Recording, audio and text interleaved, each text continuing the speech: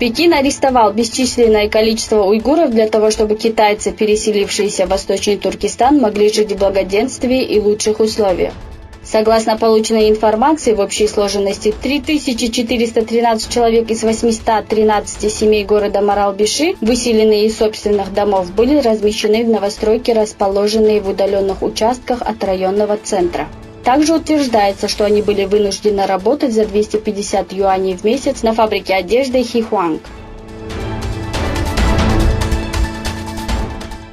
Разработчики Notepad++ выпустили специальную версию программы для осведомления мирового сообщества о положении уйгуров. Компания, выпустившая версию под названием Free Uyghur Edition, намерена и впредь выступать против геноцида уйгуров и исламофобии. Многие станут советовать нам не смешивать политику с работой и программным обеспечением. Но если мы не займемся политикой, то политика обязательно займется нами.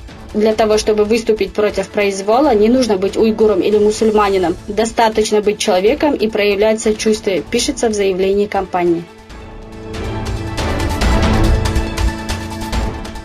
Уйгурская молодежь США выступила с протестом для привлечения общественного внимания к беспределу коммунистов в Восточном Туркестане. 30 октября молодые люди в футболках с надписями «Google Уйгур» собрались в Вашингтоне на стадионе Capital One Arena, где провели акцию против геноцида, а также поддержали Гонконг и Тибет.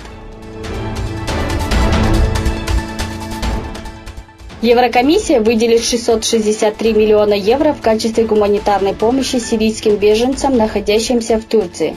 Комиссия заявила, что выделенные средства пойдут на выплату беженцам и крупные проекты. 600 миллионов евро станут крупнейшей гуманитарной программой в истории Евросоюза.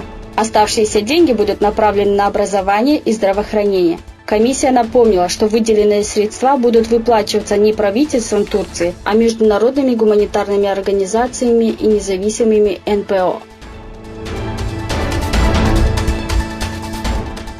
Элеонора Шарпстен заявила, что Чехия, Венгрия и Польша нарушила законодательство Евросоюза, не применяя систему квот для обязательного раздела беженцев.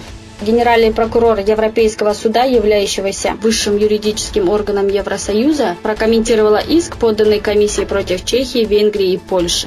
В 2015 году комиссия приняла решение переселить 160 тысяч беженцев, чтобы снизить нагрузку на Италию и Грецию, которых больше всего коснулся миграционный кризис.